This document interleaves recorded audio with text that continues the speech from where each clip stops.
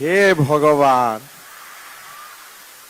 5টাত যদি ঘৰৰ পৰা আহি মানে 5টাত ঘৰৰ পৰা আহিলে নে ইয়াত পাই গ'ল? ইয়াত পাই গ'ল।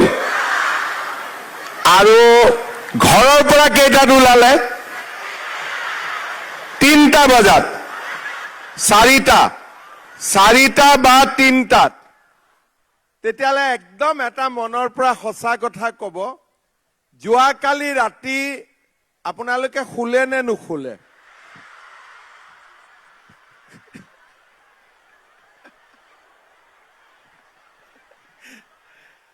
ৰাতিটো শুৱা নাই আৰু ৰাতিপুৱা 3 বজাত উঠিলে, গা পা ধুলে আৰু ফিল্ডত আহি পাই গ'ল।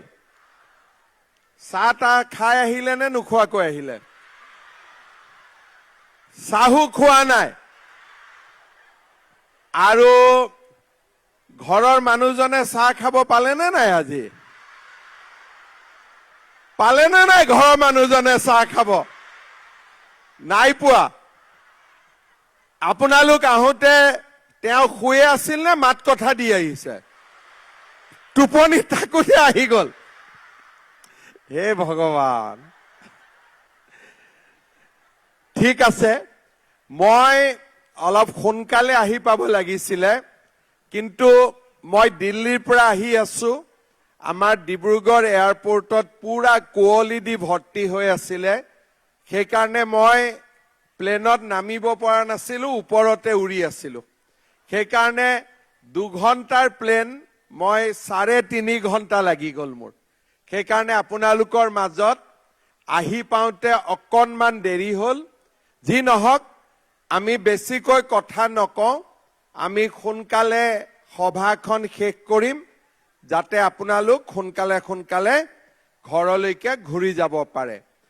আমাৰ সভাত উপস্থিত সন্মানীয় মন্ত্ৰী ডক্টৰ ৰণোজ পেগু ডাঙৰীয়া, মন্ত্ৰী প্ৰশান্ত ফুকন ডাঙৰীয়া, সকলোৰে মৰমৰ সংসদ প্ৰধান বৰুৱা ডাঙৰীয়া, সন্মানীয় বিধায়ক ভুৱন পেগু ডাঙৰীয়া, পৰমানন্দ চায়েঙীয়া ডাঙৰীয়া, টংকেশ্বৰ সোণোৱাল ডাঙৰীয়া, ভৈৰৱ দেউৰী ডাঙৰীয়া, ৰূপা কামান ডাঙৰীয়ানী, লাৱণ্য পাতি দলে, দীপৰেখা দাস বাগৰি, সুনীল কুমাৰ পেগু, তুলন কোঁৱৰ, লক্ষীধৰ খেনচোৱা, তিলুমণি পেগু কোঁৱৰ, জ্যোতিপ্ৰভা পেগু দলে,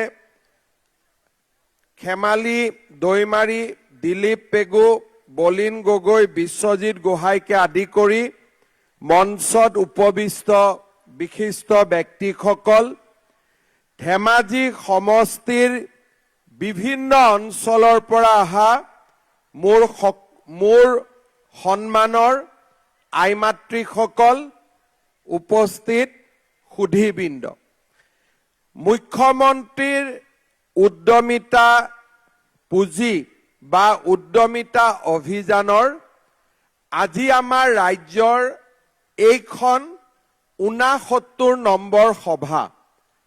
আপোনালোকৰ সভা শেষ কৰি আমি আকৌ ঢকুৱাখানালৈকে যাম আৰু আজিৰ দিনটোতে আমাৰ 70খন সভা শেষ হ'ব।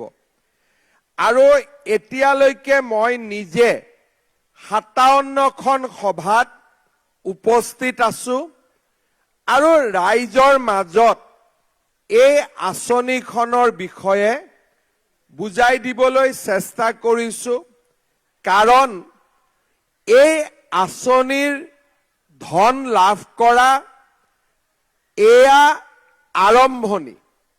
মানে আজি আমি আহিলো, 10,000 টকা ললো, ঘৰত গুচি গলো, সেইটো নহয়। মাজে মাজে টকা ল'বৰ কাৰণে আপোনালোক আহি থাকিব লাগিব। ভাল লাগিব নে বেয়া লাগিব? মাজে মাজে আৰু আপোনালোকে টকা ল'ব আহিব লাগিব। আৰু কোনেও যাতে বাদ নপৰে, সেইকাৰণে মই নিজে যিমান পাৰো সমষ্টিলৈ গৈ ৰাইজক বুজাইছো, যে কেনেকে এই আঁচনিখনৰ পৰা আমি ভৱিষ্যতেও সহায় পাই থাকিম। আজি আমাৰ ধেমাজি সমষ্টিত 32,892 গৰাকী হিতাধিকাৰীয়ে এই আঁচনিৰ ধন লাভ কৰিব। 28,458 গৰাকী গাঁও অঞ্চলৰ আৰু 4,434 গৰাকী আমাৰ ধেমাজি নগৰৰ। অৰ্থাৎ আজি আমাৰ ধেমাজি সমষ্টিত 32 কোটি টকা আমি বিতৰণ কৰিম। এগৰাকীয়ে 10,000 পাব, কিন্তু যেতিয়া আমি সকলোৰে পোৱা টকাটো যোগ কৰিম কিমান টকা হ'ব? 32 কোটি টকা হ'ব। আজিলৈকে আমি 16,43,000 আই মাতৃক এই পুঁজি যোগান ধৰিলো। আৰু আমাৰ লক্ষ্য কিমান? আমাৰ লক্ষ্য হ'ল 32 লাখ, হাজাৰ নহয়, 32 লাখ মহিলাক এই আঁচনিৰ ধন বিতৰণ কৰা। অৰ্থাৎ যদি ধেমাজিত 32,000ক পুঁজি দিওঁতে আমাৰ 32 লাখ টকা লাগিছে, 32 কোটি টকা লাগিছে, 32 লাখ মহিলাক 10,000 টকা দিওঁতে কিমান টকা লাগিব? 3,200 কোটি টকা লাগিব। অৰ্থাৎ লাখপতি বাইদেউ আপোনালোকে আগতে খবৰ কৰি থাকে, মই ধেমাজিত আহিলেও সোধে যে মামা 10,000 টকাটো কেতিয়া দিব?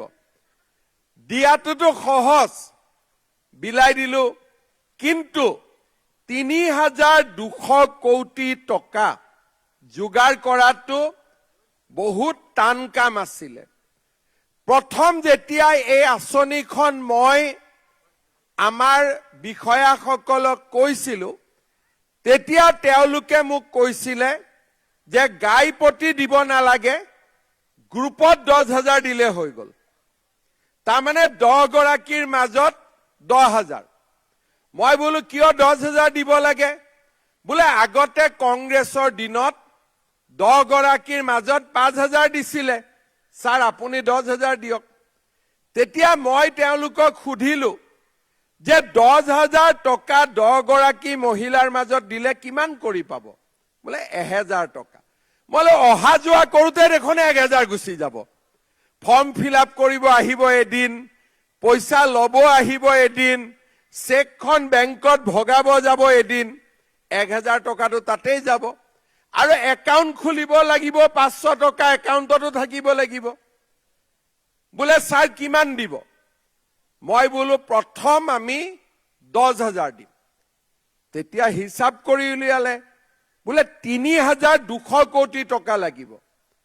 প্ৰথমতে ময়ো অলপ ভয় খালো যে ইমান টকা, লগত অৰুণোদয় আছেই, যোগাৰ কৰিব পাৰিম নে নোৱাৰিম।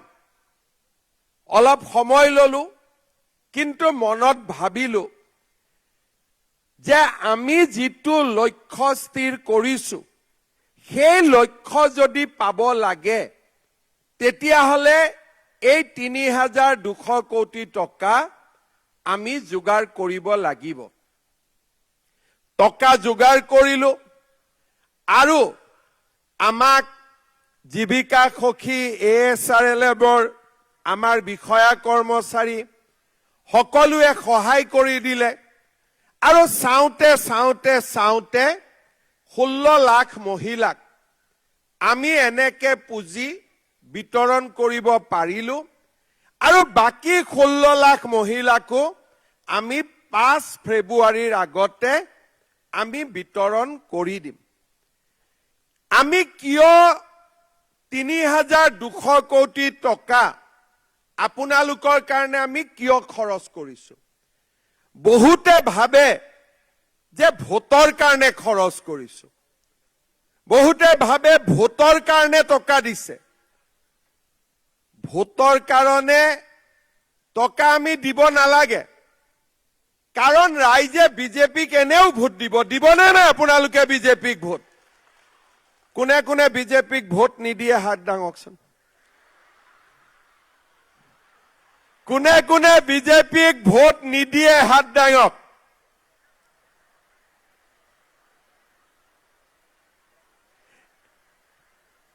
কোনেও হাত দাঙা নাই কিন্তু দেই, মনত থাকিবনে নাই কোনেও হাত দাঙা নাই বুলি? এইবাৰ কোনে কোনে বিজেপিক ভোট দিব তেওঁলোকে হাত দাঙক। চক, সকলোৱে হাত দাঙিছে যে বিজেপিক ভোট দিব। সেইকাৰণে আমি ভোটৰ কাৰণে এই আঁচনিখন অনা নাই। এই আঁচনিখনৰ উদ্দেশ্য হৈছে আপোনালোকক লাখপতি বাইদেউ নিৰ্মাণ কৰা। 32 লাখ মহিলা যদি লাখপতি বাইদেউ হয়, আমাৰ অসমৰ কিমান পৰিৱৰ্তন হ'ব।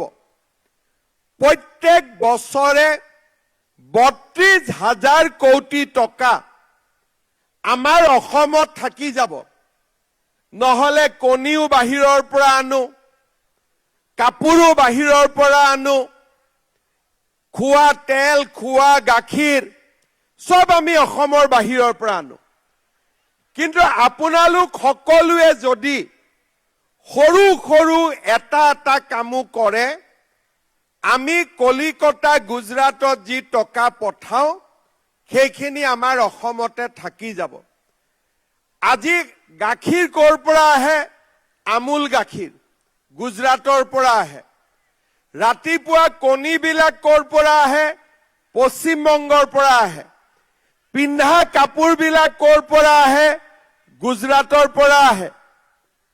আমি আজি অসমত আমাক দৰকাৰী বস্তু 90% আমি বাহিৰৰ পৰা আনো। তাৰমানে মাহত আমি যিকেইটা টকা দোকানত দিওঁ, দোকানীয়ে বস্তু অসমৰ পৰা নিকিনে, বাহিৰৰ পৰা কিনি আনে। সেইকাৰণে আমি ভাবো যে অসমত যদি সৰু সৰুকৈ 32 লাখ মহিলাই কিবা এটা কামতো হাত দিয়ে, যদি দিনটোত আপোনালোকে হাঁহ কুকুৰা পুহি 3টা কণীও যদি আপোনালোকৰ ঘৰত ৰাতিপুৱা পাব পাৰো, তেতিয়াহ'লে দিনত আমি 1 কোটি কণী পাম। আমি তেতিয়া বাহিৰৰ পৰা কণী কিনিব নালাগে। সেইবাবে আমি চিন্তা কৰিলো যে আমাৰ বাইদেউসকলক আমি লাখপতি বাইদেউ বনাম। লাখপতি বাইদেউ মানে কি? যোনে বছৰত 1 লাখ টকাতকৈ বেছি ব্যৱসায় কৰে। এতিয়া কোনোবা মহিলা মাতৃয়ে ভাবিব যে মইনো কেনেকে 1 লাখ টকাৰ ব্যৱসায় কৰিম। আপোনালোকে জানি ভাল পাব যে আমাৰ অসমত 40 লাখ গোটৰ সদস্য আছে। ইয়াৰ ভিতৰত 8 লাখ মহিলা ইতিমধ্যে লাখপতি বাইদেউ হৈছে। তাৰমানে আপোনালোকে বুজি পাব, এই যে 32,000 মহিলা ইয়াত আছে, আৰু যে গোটেই অসমত আপোনালোকৰ দৰে মহিলা আছে, ইয়াৰ ভিতৰতে 8 লাখ মহিলা ইতিমধ্যে লাখপতি বাইদেউ হৈছে। তাৰ মানে কামটো ইমান টান নহয়। যদি 8 লাখ মহিলা আমাৰ ইতিমধ্যে লাখপতি বাইদেউ হ'ব পাৰিছে, আমি কিয় নোৱাৰিম? আজি বহু দূৰত যাব নালাগে। আমাৰ ধেমাজিৰ গোহাইপাম চুবহী গাঁৱৰ লক্ষ্যমণি বুঢ়াগোহাঁই বাইদেউ আজি আলু, সৰিয়হ, ধান, শাক পাচলিৰ খেতি কৰি মাহত 12,850 টকা উপাৰ্জন কৰে।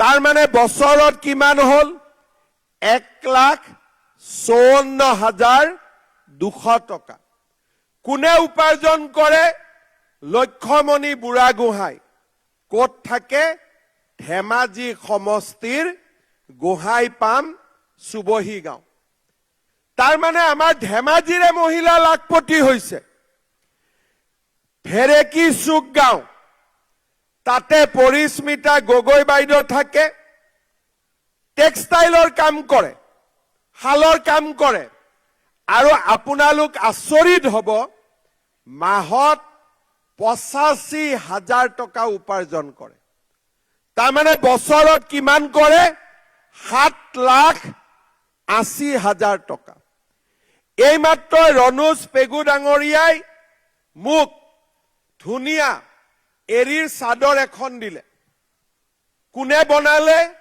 আপোনালোকে বনাই দিয়া আজি ধেমাজি জিলাত ধেমাজি মহকুমাত কিমান লাখপতি বাইদেউ আছে 2,300 আকৌ বেছিয়ে মোৰে ভুল হৈ যায় 23,421 গৰাকী আমাৰ লাখপতি বাইদেউ আছে ধেমাজি জিলাত কোন কোন মই কেইটামান নাম গাই দিছো 1 নম্বৰ গোবিন্দপুৰ গাঁৱৰ বুধেশ্বৰী বসুমতাৰী 1 নম্বৰ গোবিন্দপুৰ গাঁৱৰ সবিতা বসুমতাৰী পদুমণিৰ মাধৱী দত্ত গোবিন্দপুৰ গাঁৱৰে ভন্তি সূত্ৰধাৰ হাইজৰাগুৰি জুনমণি সোণোৱাল গেৰমেৰ জুনু নাৰ্জাৰী ধুনাগুৰি আহোম গাঁও বিষ্ণুমায়া চেত্ৰী কটুৱাল ধনচিৰিপুৰ চলচলি মধু বসুমতাৰী হাইজৰাগুৰি ফুলেশ্বৰী বসুমতাৰী মোহিনী মাঝি জোনাকী মাঝি মুনাই মুছাহৰী সুগৰ্ণবাৰী দীপালী বসুমতাৰী হাইজৰাগুৰি ৰচিলা বসুমতাৰী ধনচিৰিপুৰ চলচলি লাজুকী বসুমতাৰী হাইজৰাগুৰি কৰবী বসুমতাৰী ধনচিৰিপুৰ চলচলি সোণাচাই নৰ তৰাজান নেপালী গাঁও কল্পনা চেত্ৰী চলচলি সত্যৱতী বসুমতাৰী হাইজৰাগুৰি কুচামুতি মাঝি এই গোটেই কেইগৰাকী বাইদেৱে বছৰত 2 লাখৰ পৰা 3 লাখ টকা উপাৰ্জন কৰে তাৰ মানে এই সকলো বাইদেৱে যদি লাখপতি বাইদেউ হ'ব পাৰিছে চৰকাৰে সহায় কৰিলে চৰকাৰে ৰাস্তা দেখুৱালে আপোনালোকো লাখপতি বাইদেউ হ'ব পাৰিবনে নোৱাৰে নোৱাৰিব কোনেও মাত দিয়া নাই নোৱাৰিব নেকি কোনে কোনে পাৰিব হাত ডাঙক তেতিয়ালে অলপ ডাঙৰ কৰি কওক আপোনালোকে পাৰিবনে নোৱাৰে পাৰিবনে নোৱাৰে পাৰিব আৰু এই আঁচনিখন আমি কিয় কৰিছো যাতে আপোনালোকো লাখপতি বাইদেউ হ'ব পাৰে আমি কেনেকে লাখপতি বাইদেউ হ'ম প্ৰথমতে আজি আমি 10,000 টকাৰ চেক লম নে নললেও হ'ব আজি নললেও হ'ব নেকি বাইদেউহন লাগিব নে নালাগিব আজি এতিয়া 10,000 টকাৰ চেকখন লৈ গৈ বেংকত জমা দিম আৰু এই টকাটো আমি কেনেকে ব্যৱহাৰ কৰিম প্ৰথম আমি টকাটো ললো গ্ৰুপৰ সদস্যসকল লগ লাগিলো টকাটো গোটৰ একাউণ্টত দিলো যাক যেনেকে দৰকাৰ গোটৰ পৰা টকা ধাৰ ললো আৰু আমি ব্যৱসায় কৰিলো 2 কিছুমানে গোটত দিব কিছুমানে ভাবিব যে আমি গোটত নিদিও কোনো কথা নাই আমি কি কৰিম নিজে টকাটো ব্যৱহাৰ কৰিম হাঁহ কুকুৰা ছাগলী তাঁতশাল মৌমাখি সৰু দোকান সূতা কিনিলো, নিজৰ ঘৰৰ ফিচাৰীৰ বাবে মাছ কিনিলো, আমি ধুনীয়া কৰি 10,000 টকাটোৰ ব্যৱহাৰ কৰিলো। 3 নম্বৰত কিছুমান মহিলাই ভাবিব যে মই নিজে কৰিম, টকাটো যদি আকৌ ব্যৱহাৰ নহয়, বেয়া হৈ যায়, তেতিয়া আমি কি কৰিম? আমাৰ ঘৰৰ মানুহজনৰ যি ব্যৱসায় আছে তাতে আমি এই 10,000 টকাটো লগাই দিম। ঘৰৰ দোকান আছে, ৰিক্সা ভাড়াত চলাই ৰিক্সা এখন কিনি ল'ম, পাইকাৰী ব্যৱসায় কৰে, ব্যৱসায়ত 10,000 টকা দিম, 2টা গৰু আছে আৰু এটা কিনি দিম। আমি ঘৰৰ মানুহজনৰ ব্যৱসায়টো টকাটো আমি খৰচ কৰিব পাৰো। 6 মাহ পিছত আমি আপোনালোকৰ ঘৰত যাম, একেবাৰে ঘৰতে গৈ পাম, আৰু ঘৰত গৈ আমি আপোনালোকক সুধিম যে বাইদেউ 10,000 টকাটো ক'ত খৰচ কৰিলে? গোটত দিলে, নিজে কিবা কৰিলে, নে মানুহজনৰ লগত কিবা কৰিলে? বোলে নহয় নহয়, গৈ থাকোতে ঘৰত মোবাইলে নাছিল, মোবাইল এটা কিনি ললো। কিছুমানে কব যে বিহু আহিয়ে গল, কাপোৰ কিনি ললো নহয়। কিছুমানে কব গেলামাল দোকানত বাকী আছিলে, বাকী মাৰি দিলো। ঠিক আছে বাইদেউ, চাহ একাপে খোৱাওক, আৰু চাহ একাপ খাই ওলাই আহিলো। তাৰ পিছত আৰু এঘৰ বাইদেউৰ ঘৰত গলো। বাইদেউ কি কৰিলে টকাটো? বোলে আমি গোটত দিলো, গোটৰ ব্যৱসায় চলি আছে। বোলে আমি নিজে, মই এই গাই গৰুটো কিনিলো, ফিচাৰীত মাছ দিলো, শালত সূতা কিনিলো, বঢ়িয়া। কিছুমানে কব যে নহয়, ঘৰৰ দোকানখনত টকাটো লগালো, মানুহজনক ৰিক্সা এখন কিনি দিলো, বা আমাৰ ঘৰৰ যিখন দোকান আছিল, দোকানৰ কাৰণে বস্তু কিনিলো, পৰীক্ষাত পাছ। যিসকলে পৰীক্ষাত পাছ কৰিব তেওঁলোকক আমি আকৌ ইয়ালৈকে মাতিম, আৰু 6 মাহ পিছত এই গোটেই পৰ্যালোচনা হৈ যোৱাৰ পিছত দ্বিতীয় কিস্তি আপোনালোকক 25,000 টকাকৈ আমি ইয়াতে দিম। কাক কাক লাগিব 25,000? নালাগা কোন কোন আছে মোক কওকচোন। লাগিব? ঠিক আছে, 25,000 টকা আমি ললো।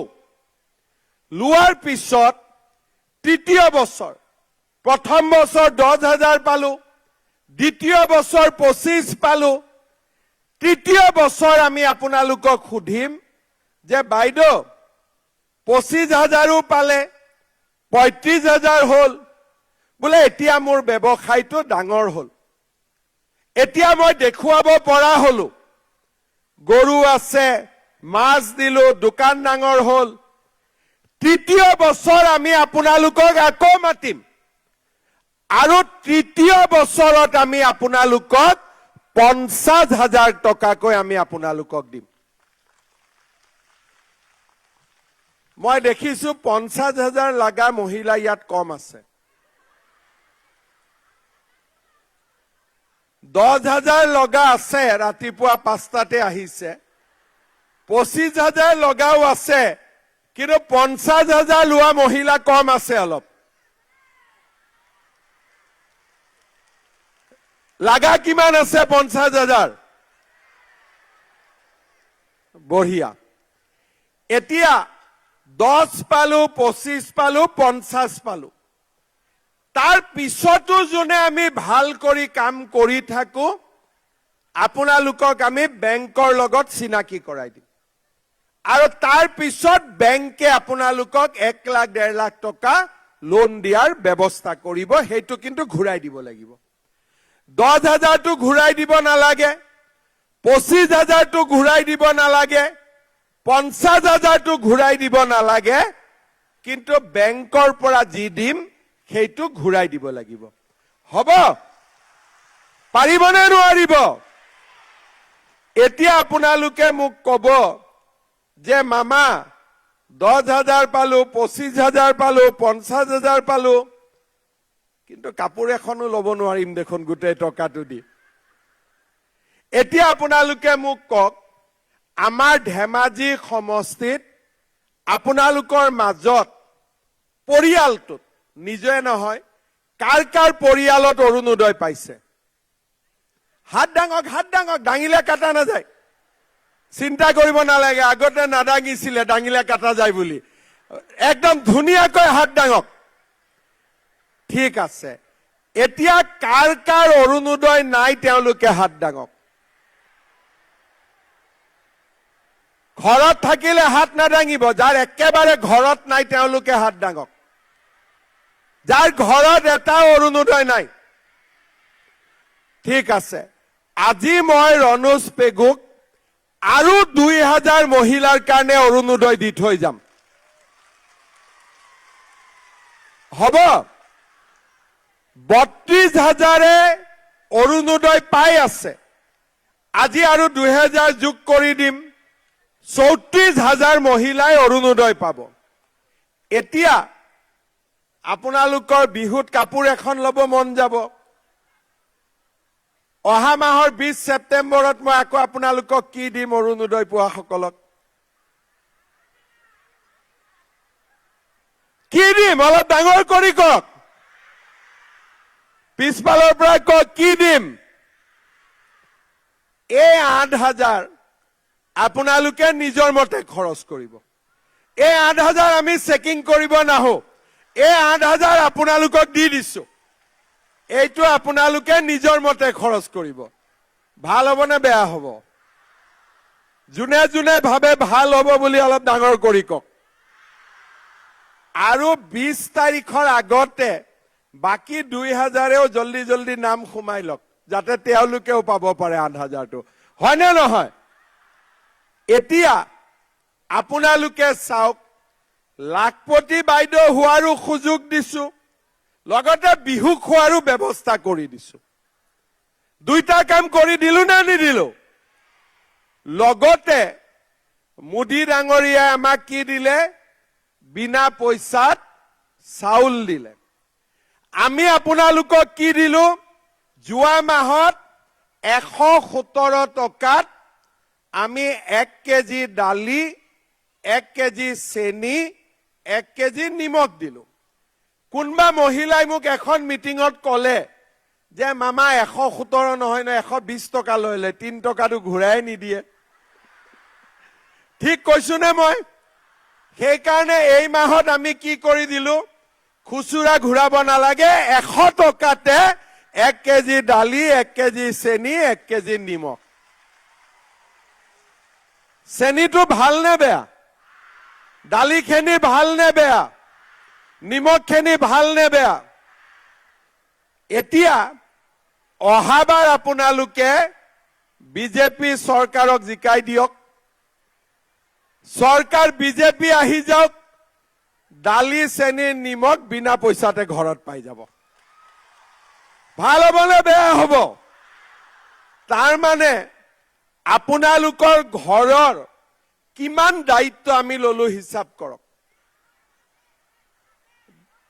10,000 টকা লাখপতি বাইদেউ হ'ব 8,000 টকা বিহু খাব বিনামূলীয়া চাউল 100 টকা দালি নিমখ আৰু চেনি লৰা ছোৱালীৰ এডমিশন বিনামূলীয়া ছোৱালীৰ পঢ়াৰ বাবে মাহেকত টকা আৰু 1 ফেব্ৰুৱাৰীৰ পৰা লৰাইও পঢ়িবৰ কাৰণে মাহত টকা পাব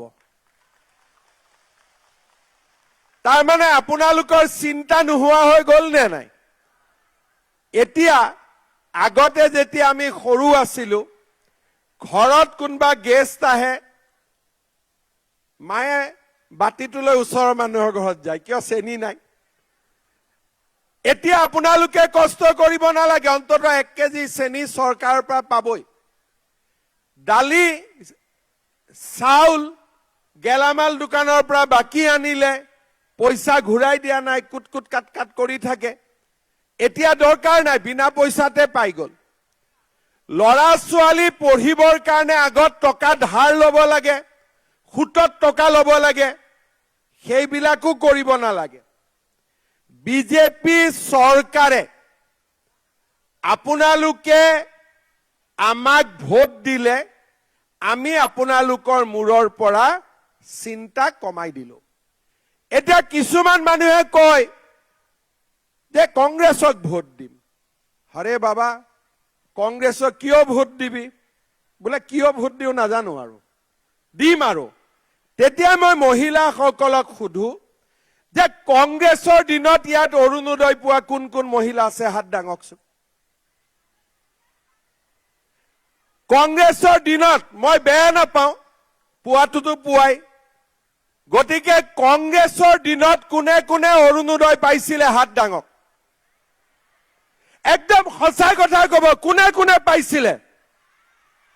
কোনে কোনে পোৱা নাছিলে? হাত দাঙক।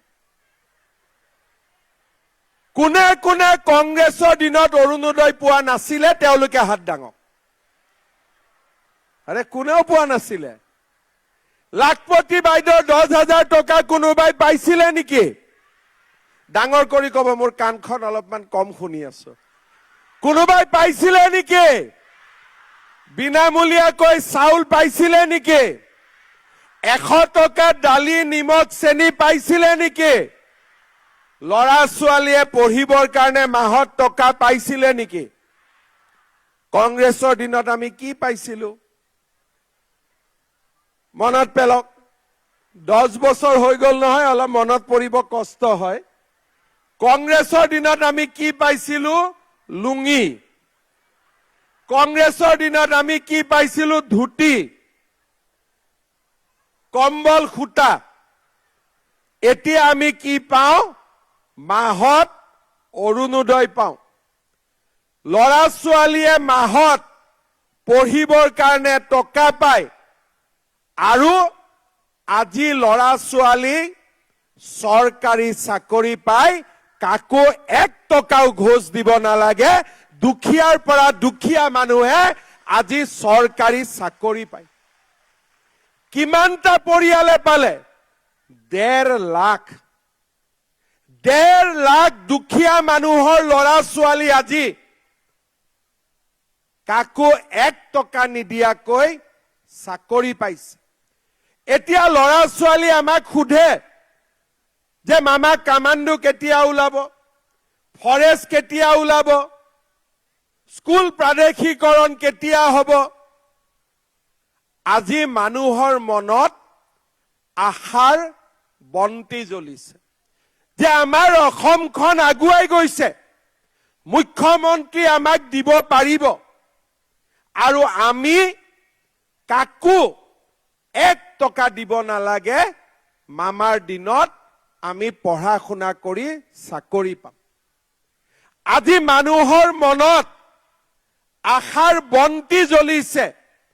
আমাৰ ৰাজ্যখন দুপত দুপে আগবাঢ়ি গৈছে। আজি ধেমাজিৰ দৰে জিলাত, যি জিলা এদিন বানপানীয়ে এই ধেমাজিৰ ৰাইজৰ পৰিয়াললৈ চকুৰ পানী নমাই আনিছিল, সেই ধেমাজিত আজি ৰণোজ পেগু প্ৰধান বৰুৱাৰ প্ৰচেষ্টাত বানপানী নোহোৱা হল। যোৱা 5 বছৰ মই অসমৰ মুখ্যমন্ত্ৰী হৈ আছো, কিন্তু ধেমাজিত কোনো ৰিলিফ কেম্পত মই আহিবলগীয়া হোৱা নাই। চমৰাজানৰ চকু পানী এতিয়া শুকাই গল। এতিয়া ধেমাজিত কি আৰম্ভ হল? Medical college. ডিব্ৰুগড়ত মেডিকেল কলেজ আছিল, ধেমাজিত 600 কোটি টকা খৰচ কৰি মেডিকেল কলেজ হ'ব। কোনে চিন্তা কৰিছিল? বাইহাটা চাৰিআলিৰ পৰা গোগামুখ হৈ কোলাজানলৈ এতিয়া 4 লেনযুক্ত ৰাস্তা হ'ব।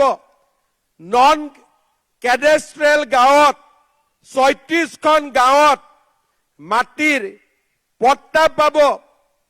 56,000 পৰিয়ালে ৰেচন কাৰ্ড পাইছে, 11,000 পৰিয়ালে PM কিষাণ পাইছে, নিযুত মইনা আঁচনিৰে ধেমাজিৰ 6,769 গৰাকী ছাত্ৰীয়ে আজি মাহিলী পঢ়াৰ খৰচ পাইছে। আজি অলপ পিছফালে ঘূৰি চাওক, 46 কোটি টকাৰে ষ্টেডিয়াম নিৰ্মাণ হৈছে ধেমাজিত। যি মানুহে কল্পনা কৰিব পৰা নাছিলে ধেমাজিলৈ পৰিৱৰ্তন হ'ব, আজি ধেমাজিত আমাৰ 50 কোটি টকাৰে আজি ধেমাজিত নতুন DC কোড হৈছে।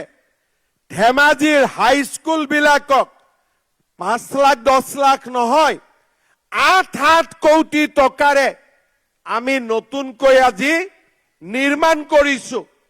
আৰু আজি আমাৰ ধেমাজিত অকল এয়া ষ্টেডিয়াম নহয়, এতিয়া ক্ৰিকেটৰ বাবেও ষ্টেডিয়াম হ'ব। আজি জীয়াঢল নদীক বানপানীৰ পৰা মুক্ত কৰা হৈছে। ধেমাজিৰ তেলিজানৰ পৰা ঢকুৱাখানা, বুটিকুৰৰ পৰা ঘিলামাৰা, আজি এই ৰাস্তাবিলাক হৈছে। পানবাৰীৰ পৰা বালিচৰ সংযোগ কৰি জীয়াঢল নদীৰ ওপৰত দলং নিৰ্মাণ হ'ব। আৰু এই ধেমাজিৰ পৰাই আজি চৰকাৰে 2500 টকা মেট্ৰিক টনত দাম দি আজি আপোনালোকৰ পৰা চাউল কিনিছে, ধান কিনিছে, সৰিয়হ কিনিছে। কৃষকৰ চকুৰ পৰা চকুৰ পানী মচিছে। মই গৌৰৱ অনুভৱ কৰো যে মোৰ মুখ্যমন্ত্ৰীৰ সময়ছোৱাতে ৰণোজ পেগু প্ৰধান বৰুৱা ডাঙৰীয়াৰ প্ৰচেষ্টাত ধেমাজি জিলা আজি বানমুক্ত হল। যি লখিমপুৰ আৰু ধেমাজি জিলা অসমৰ ভিতৰতে এদিন আটাইতকৈ পিছপৰা জিলা আছিলে, সেই ধেমাজি আজি অসমৰ আটাইতকৈ আগবঢ়া জিলালৈ ৰূপান্তৰ হৈছে। আজি ধেমাজি ৰাইজৰ অৰ্থনৈতিক সামাজিক পৰিৱৰ্তন হৈছে। শ্ৰদ্ধাৰ ৰাইজ, ৰাজনীতি আমি মন্ত্ৰী মুখ্যমন্ত্ৰী হোৱাৰ বাবে কৰা নাছিলো। আমি ৰাইজৰ চকুৰ পৰা চকুলো মুচিব চেষ্টা কৰিছিলো। সৰুতে যেতিয়া আমি ছাত্ৰ সন্থাত আছিলো, প্ৰত্যেক বছৰে চমৰাজানত বান সাহায্যলৈ আহিছিলো। আজি প্ৰধানমন্ত্ৰী ডাঙৰীয়াই আমাক বগীবিল দিলে, পৰিৱেশৰ পৰিৱৰ্তন হল। আজি আমাৰ ধেমাজি জিলা উন্নয়নৰ নতুন দিগন্তলৈ আগবাঢ়িল।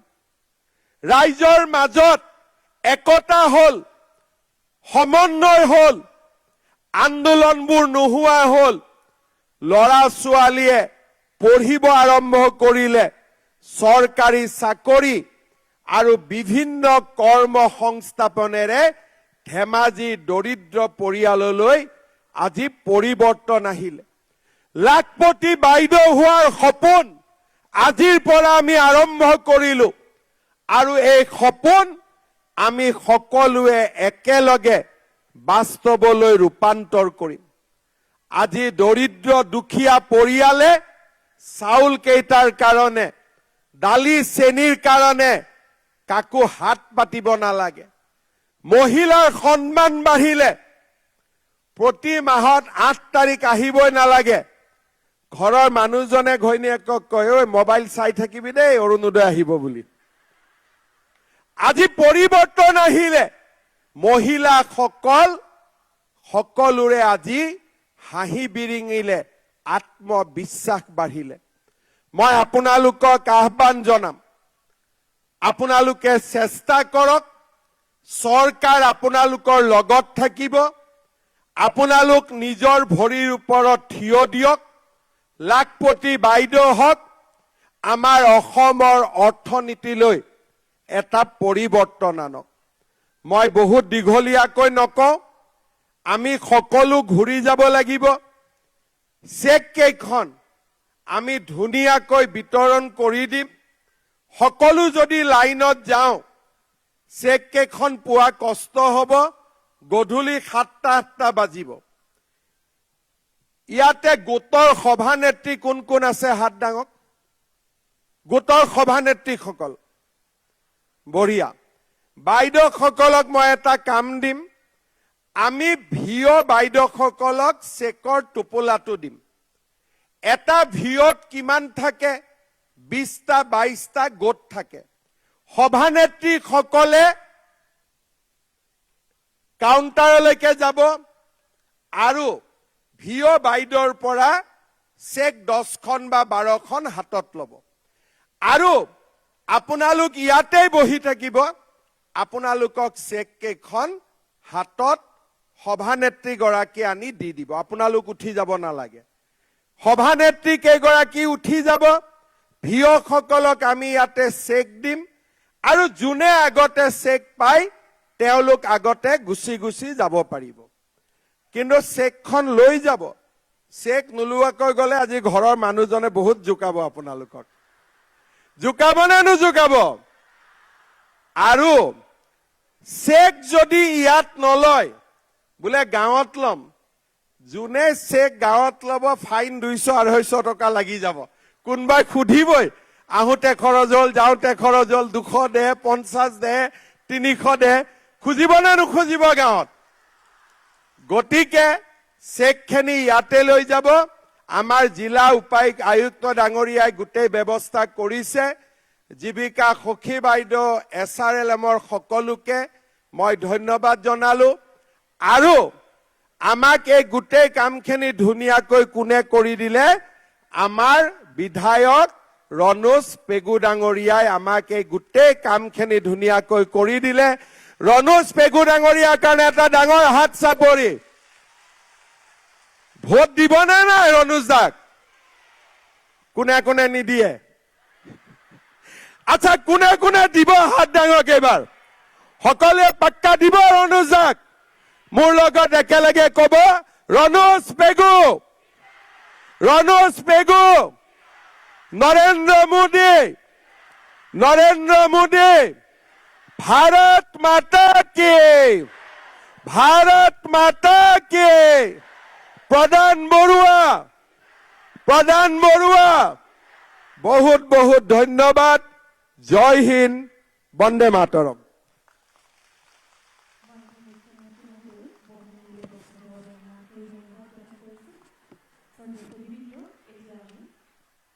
মুখ্যমন্ত্ৰী মহিলা উদ্যমিতা অভিযানৰ অধীনত আত্মসহায়ক গোটৰ সদস্যসকলৰ মাজত আনুষ্ঠানিক চেক বিতৰণ কাৰ্যসূচীলৈ আগবাঢ়িছোঁ। প্ৰথমে আমন্ত্ৰণ জনাইছোঁ শ্ৰীযুতা বিউটি পাংগিং, মা মৌ জীৱিকা আত্মসহায়ক গোট, উত্তৰ ধেমাজি গাঁও পঞ্চায়ত। শ্ৰীযুতা সুমি সন্দিকৈ, জোনবিৰি জীৱিকা আত্মসহায়ক গোট, বিষ্ণুপুৰ গাঁও পঞ্চায়ত। শ্ৰীযুতা প্ৰিয়ংকা চুতীয়া সোণোৱাল, প্ৰভাতী আত্মসহায়ক গোট, বৰবাম গাঁও পঞ্চায়ত। শ্ৰীযুতা মৌচুমী গোহাঁই গগৈ, লথিয়া বৰ্ষা আত্মসহায়ক গোট, লতাক গাঁও পঞ্চায়ত।